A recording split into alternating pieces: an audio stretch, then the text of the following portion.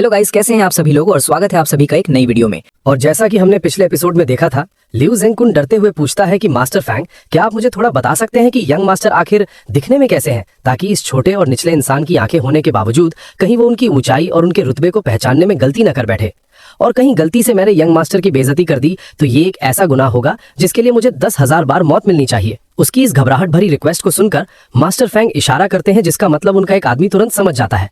वो आदमी आगे बढ़कर एक फोटो लिू जेंगकुन के हाथ में पकड़ा देता है। जैसे ही लिू जेंगकुन उस फोटो को देखता है, मास्टर फैंग उस फोटो की तरफ इशारा करते हुए बताते हैं कि ये है थर्ड यंग मास्टर। वो फिलहाल फैमिली के जरिए दिए गए एक ट्रायल मिशन पर है, इसलिए याद रहे कि उन्हें किसी भी कीमत पर परेशान नहीं करना है।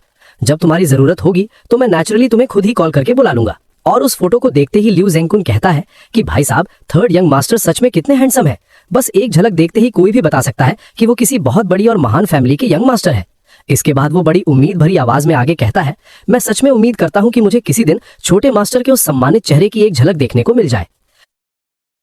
ये सुनकर मास्टर फैंग उसको बताते हैं कि थर्ड यंग मास्टर को युनजो में आए हुए पहले ही 3 साल हो चुके हैं और वो आने वाले 1 या 2 साल तक यहीं रुकने वाले हैं। इस इन्फॉर्मेशन के बाद मास्टर फैंग थोड़ा क्यूरियस होकर पूछते हैं, वैसे क्या तुम पिछले कुछ सालों से साउथ ईस्ट एशिया में अपने आदमी भर्ती नहीं कर रहे थे? फिर तुम अचानक से यहाँ वापस क्यों आ गए? अपने बॉस का ये सवाल सुनते ही लिू जेंगकुन तुरंत एक्सप्लेनेशन देता है कि मेरा एक अंडरलिंग है जिसका नाम सीगुआ है, जो किसी मुसीबत में पड़ गया था। मैं साउथ ईस्ट एशिया के अलग अलग देशों से भर्ती किए गए लगभग 100 गुंडे अपने साथ लाया हूं, ताकि मैं सिचुएशन से निपटने में उसकी मदद कर सकूं।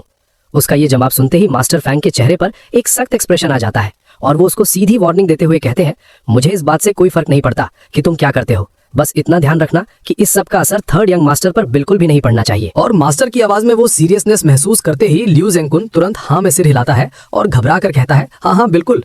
माहौल को थोड़ा हल्का करते हुए मास्टर फैंग कहते हैं, ठीक है, आओ मेरे साथ चेस का एक गेम खेलो, देखते हैं कि तुमने अपने अंदर कितना सुधार किया है। और इसके बाद कहानी का सीन सीधा शिफ्ट होता है वाशिंग ग्रुप कंपनी की तरफ। वहां रिसेप्शन रूम में हम वैंग शाओजिए को देखते हैं, जो गुस्से से बिलबिला रहा होता है और चिढ़ते हुए खुद से कहता है, आखिर वाशिंग के सीईओ के साथ क्या चल रहा है? उसने मुझे यहाँ रिसेप्शन रूम में पूरे 2 घंटे तक ऐसे ही लटका कर रखा हुआ है। और वो आगे बड़बड़ाता है, इस प्रेसिडेंट ये का आखिर क्या मतलब है? वो क्लियरली मेरी बहन को पसंद करता है, फिर भी वो अपने साले यानी कि मेरे साथ इतना ठंडा और रूखा बर्ताव करता है। अपने फोन को गुस्से से देखते हुए वो आगे कहता है कि इन बड़े बड़े अमीर टाइकून्स के नखरे और गुस्से सच में बहुत अजीब और बकवास होते हैं। और फिर अचानक से उसके दिमाग में एक आइडिया आता है और वो डिसाइड करता है, नहीं, मैं जाकर उस ये चैन नाम के लड़के से ही डायरेक्ट पूछता हूँ। ये सोचते ही वो तुरंत अपना फोन निकालता है और सीधा ये चैन को कॉल लगा देता है, जबकि दूसरी तरफ ये चैन आराम से अपने ऑफिस में बैठा होता है। और जैसे ही उसके फोन पर रिंग बजती है, वो स्क्रीन पर वैंग शाओजिए का नाम देखता है। इस कॉल के ठीक 5 मिनट बाद रिसेप्शन रूम का दरवाजा खुलता है और ये चैन वहां एंट्री लेता है और कहता है, तुम मुझसे आखिर चाहते क्या हो? और ये चैन को देखते ही वैंग शाओजी आगे आकर कहता है, ये चैन, तुम बच्चे, तुम यहाँ हो, जरा मुझे बताओ तुम्हारे वो प्रेसिडेंट ये कहाँ है? उसकी ये बात सुनकर ये चैन बिल्कुल शांत रहता है। उसके चेहरे पर एक हल्की सी सार्कास्टिक स्माइल आती है और वो कूलली जवाब देता है, प्रेसिडेंट ये, वो तो अभी एक मंदबुद्धि इंसान के साथ बातचीत कर रहे हैं। ये ताना सुनते ही वैंग शाओजी को समझ ही नहीं आता कि बेइज्जती उसकी ही हो रही है। वो उल्टा जोर से हंसने लगता है और कहता है, मुझे भी यही लगता है कि वो आदमी बिल्कुल मंदबुद्धि है जो सच में प्रेसिडेंट ये के साथ इतनी देर तक बातें कर रहा है। और इधर ये चैन उसको घूरता है और मन में कहता है, तुम्हारे अंदर अपने आप को पहचानने की समझ ही नहीं है। जिस मंदबुद्धि की मैं बात कर रहा हूँ वो तुम ही हो।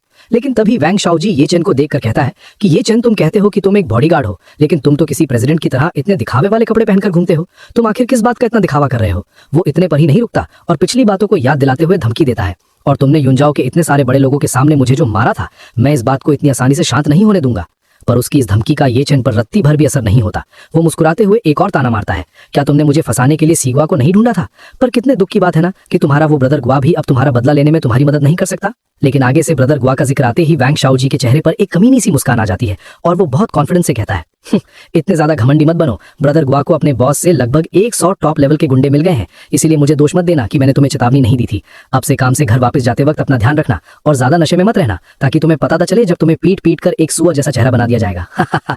उसकी इस धमकी को सुनकर ये चैन थोड़ा सीरियस हो जाता है और वो अपने मन में सोचता है कि मैं आजकल किन हुंग्यान के साथ ही ऑफिस से आ और जा रहा हूँ। अगर इन लोगों ने उसे नुकसान पहुंचाया तो ये सच में मुसीबत बन जाएगी। और सिचुएशन की सीरियसनेस को समझते हुए ये चेन डिसाइड करता है कि इस मामले को अभी यहीं निपट लेना चाहिए और सोचता है कि इसके अलावा अभी कोई और अच्छा वक्त नहीं हो सकता। इसलिए वो वैंग शाओजी को एक डायरेक्ट ऑफर देता है, तुम उन्हें अभी के अभी इस कंपनी के पार्किंग लॉट में आने के लिए क्यों नहीं कहते, ताकि उन्हें काम के बाद मुझ पर छुपकर हमला करने की परेशानी ना उठानी पड़े। इस मामले को सीधे तौर पर यहीं निपट लेना बेहतर रहेगा। प्रपोजल सुनकर वैंग शाओजी बहुत खुश हो जाता है। वो अपना फोन निकालता है और तुरंत कहता है, बढ़िया, तुमने खुद ही ये बात कही है। मैं अभी ब्रदर गुआ को फोन करके उसके आदमियों को यहाँ भेजता हूँ। अगर तुम्हारे अंदर हिम्मत है तो अभी नीचे आओ और मेरे साथ यहीं इंतजार करो। और इस पर ये चन भी एक छोटी सी स्माइल के साथ जवाब देता है, जरूर, मैं इंतजार करूंगा। और इसके तुरंत बाद सीन डायरेक्ट कंपनी के अंडरग्राउंड पार्किंग लॉट में शिफ्ट होता है, जहां वो दोनों आते हैं और चारों तरफ बिल्कुल सन्नाटा छाया होता है। अचानक वैंग शाओजी कुछ अजीब हरकतें करने लगता है और आसपास के कैमरे तोड़ने लगता है, जिसे देखकर ये चन उससे पूछता है, तुम आखिर ये क्या कर रहे हो। तो इस पर वो कहता है, अब जबकि मैंने यहाँ के सारे सर्विलेंस कैमरास तोड़ दिए हैं, तो अगर मैं तुम्हें यहाँ पीट पीट कर मार भी डालूं तब भी यहाँ कोई सबूत नहीं बचेगा। उसकी इस बेवकूफी भरी बात को सुनकर ये चन को हंसी आ जाती है। वो बिल्कुल रिलैक्स होकर उसको उसी की लैंग्वेज में समझाता है, क्या सच में ऐसा है? तो फिर उस लॉजिक के हिसाब से अगर मैं तुम्हें यहाँ पीट पीट कर मार डालूं तो उस चीज का भी कोई सबूत नहीं बचेगा, है ना? ये बोलते ही ये चन का एक्सप्रेशन पूरी तरह से बदल जाता है और वो सीधा अटैक करने के लिए आगे बढ़ता है। उसको ऐसे अपनी तरफ आते देख शाओजी पूरी तरह से घबरा जाता है और डर के मारे पीछे हटते हुए चिल्लाता है, तुम आखिर क्या करने वाले हो? लेकिन ये चन बिना रुके अगले ही पल उस पर जोरदार मुक्के बरसाना शुरू कर देता है। पार्किंग लॉट में शाओजी के दर्द से चिल्लाने की आवाजें गूंजने लगती हैं। मार खाते खाते शाओजी का चेहरा लाल हो जाता है और वो किसी तरह चिल्लाता है, ये चन, तुम अभी रुक जाओ। उसको आवाज देते देख ये चन उससे पूछता है, वैंग शाओजी, क्या तुम बिल्कुल पागल हो? तुम्हारे उन गुंडों को यहाँ बुलाने से पहले क्या मैं तुम्हें यहाँ पीट नहीं दूंगा? ये बात कहकर ये चन उसको एक और जोरदार पंच मारने ही वाला होता है कि तभी अचानक से उनके ठीक पीछे से आवाज गूंजता है, जो चिल्लाते हुए कहता है, उसको छोड़ दो। और उसकी आवाज सुनकर जैसे ही ये चन पीछे देखता है तो उसे वहां ब्रदर गुआ खड़ा नजर आता है। ब्रदर गुआ अकेला नहीं था, उसके साथ और भी गुंडे थे जिन्हें वो लियू जेंगकुन से लेकर आया था। और आते ही वो अपने आदमियों को ऑर्डर देता है कि सबके सब आगे बढ़ो और इसको पकड़ लो। उसकी बात सुनते ही सारे गुंडे एक साथ ये चन पर हमला कर देते हैं। लेकिन ये चन भी कहाँ रुकने वाला था, वो गुंडों को बुरी तरह पीटना शुरू कर देता है। हालांकि इस बार फाइट करते हुए ये चन को एक बात बहुत क्लियरली समझ आ जाती है और वो थोड़ा सीरियस होकर सोचता है कि ये 10 लोग सच में आम गुंडों से बहुत अलग है। इनकी फाइटिंग स्किल्स नॉर्मल थग्स जैसी बिल्कुल नहीं थी। और इसी फाइट के बीच पीछे खड़ा वैंग शाओजी जोर जोर से चिल्ला रहा होता है, ये चन, मैं आज तेरे पास और 10 लोग भेजूंगा और ये 10 लड़के ये पक्का करेंगे कि तू आज के बाद किसी की बॉडी गार्डिंग करने के लायक ही न बचे। वहीं दूसरी तरफ ये चैन उन ट्रेंड गुंडों को अभी भी अकेला धूल चटा रहा होता है। ये जबरदस्त नजारा देखकर वो कहता है कि ये चैन अब और हाथ पैर मारना बंद कर दे, क्योंकि ये गुंडे ऐसे वैसे नहीं है जिनसे तू अकेले निपट सके। फिर वो एक डील ऑफर करता है, चल एक काम करते हैं, शर्त बस इतनी है कि तू मेरे सामने अपने घुटनों पर बैठ जा, मुझे अपना बॉस मान ले और आज के बाद सिर्फ मेरे ऑर्डर्स फॉलो कर, तो मैं तेरी जान बख्श दूंगा। बता फिर कैसा लगा मेरा ऑफर? लेकिन ये ऑफर सुनकर ये चैन कहता है कि तेरी इतनी औकात नहीं है। और ये चैन की ऐसी हिम्मत और फाइटिंग स्किल्स देखकर ब्रदर गुआ पूरी तरह से इंप्रेस और शॉक हो जाता है। वो तुरंत अपना फोन निकालता है और सीधा लियू जेंगकुन को कॉल लगाकर कहता है कि लॉर्ड लियू, आपको तुरंत यहाँ एक और ऐसे लाजवाब फाइटर को भेजना पड़ेगा जो अकेला 10 लोगों पर भारी पड़ सके, क्योंकि मुझे इस अनमोल हीरे को किसी भी कीमत पर अपनी टीम में भर्ती करना ही होगा। ब्रदर गुआ की ऐसी बात सुनते ही फोन के दूसरी तरफ लियू जेंगकुन पूरी तरह से चौंक जाता है। उसके दिमाग में एक जोर का झटका लगता है और वो हैरानी से सोचता है कि मुझे तो यकीन ही नहीं हो रहा कि आखिर इस देश में कोई ऐसा एक्सपर्ट भी मौजूद है जो अकेला 10 ट्रेंड गुंडों को एक साथ धो डाले। ये टैलेंट उसके लिए बहुत बड़ा मौका था, इसलिए वो ठान लेता है कि मुझे इस लाजवाब टैलेंट को हर हाल में अपनी टीम का हिस्सा बनाना पड़ेगा। उसी वक्त वो फोन पर पूछता है कि क्या बकवास कर रहे हो, मुझे तुरंत लोकेशन बताओ, मैं इसी वक्त वहां के लिए निकल रहा हूँ।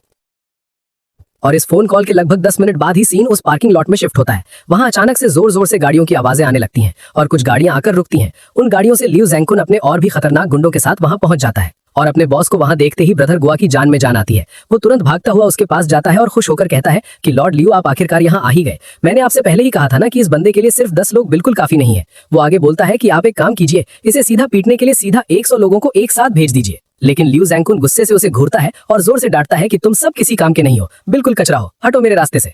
और लियू जेंगकुन को इतने गुस्से में देखकर ब्रदर गुआ थर-थर कांपते हुए हाँ में सिर हिलाता है। और आगे लियू जेंगकुन उसको इग्नोर करके आगे की तरफ बढ़ता है और ये चेन जो उस वक्त दूसरी तरफ फाइट कर रहा था और उसको देखते हुए अपने मन में सोचता है कि मैं भी तो देखूं आखिर ये चेन नाम का लड़का दिखता कैसा है। इधर लगातार फाइट करते करते ये चेन की सांस अब थोड़ी फूलने लगी थी।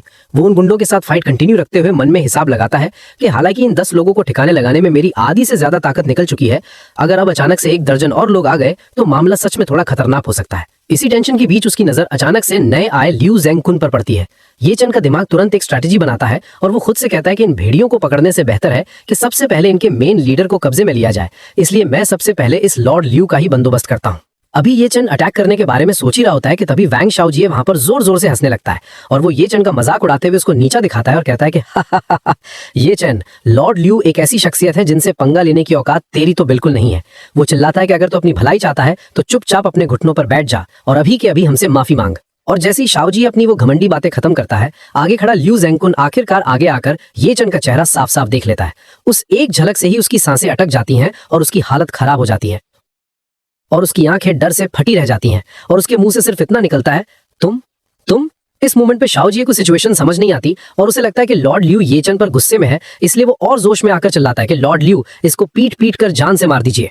और अगले ही सेकंड लियू ज़ैंगकुन गुस्से में पीछे घूमता है और जोर से एक मुक्का सीधा वैंग शाओजी के मुंह पर जड़ देता है, जिससे शाओजी के मुंह से खून निकल पड़ता है और वो शॉक में रह जाता है और दर्द से अपना गाल पकड़े हुए कांपती आवाज में पूछता है कि लॉर्ड ल्यू, ये आपने क्या किया? लेकिन लियू ज़ैंगकुन सीधा ये चेन के पास जाता है और अपने घुटनों पर जमीन पर गिर पड़ता है और उसके मुंह से एक कांपती हुई आवाज निकलती है, यंग मास्टर। और गाइज, आज का ये चैप्टर यहीं पर खत्म होता है और तब तक के लिए बाय बाय।